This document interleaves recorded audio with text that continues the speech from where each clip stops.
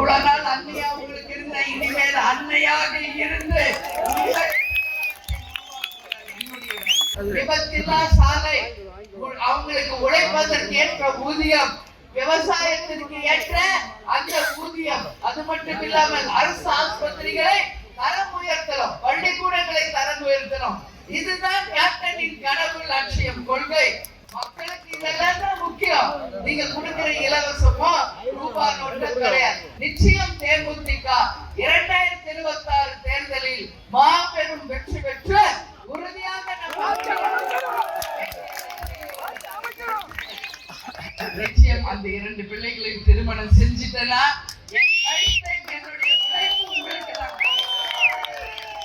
உங்க அன்னை உங்களுக்கு அன்னை, நீங்க அன்னையாக இருந்து என் வாழ்நாள் முழுதும் என் தொண்டர்களுக்காக உழைப்பது மட்டுமே என்னுடைய கடமை என்று நான் வாழ்ந்து கொண்டிருக்கிறேன்.